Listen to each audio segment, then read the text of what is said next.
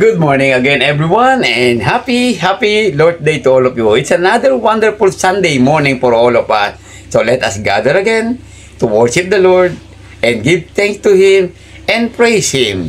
Let us continue to be with Him and to be with all our brothers and sisters in Christ this wonderful morning.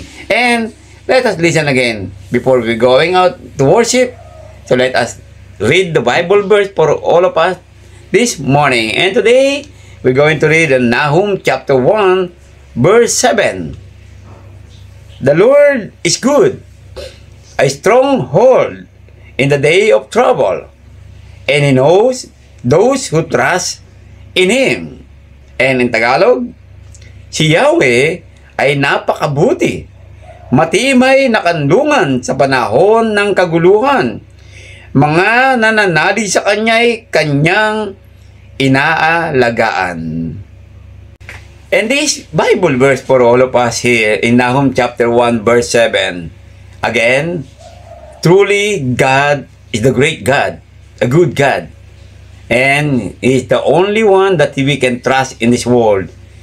The only one that we can give all our hope in this world.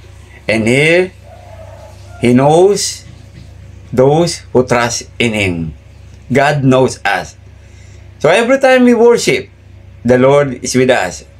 Every time we sing together, the Lord is listening to all our voices that come from our heart, that gives glorify to His mighty name. Kaya sa umagang ito mga kapatid, muli tayong magsama-samang purihin ang dakilang Diyos.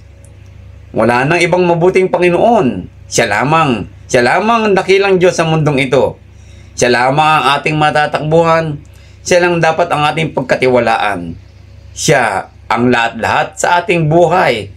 Kaya po, tayo ay magsama-samang muling magsamba sa Kanya.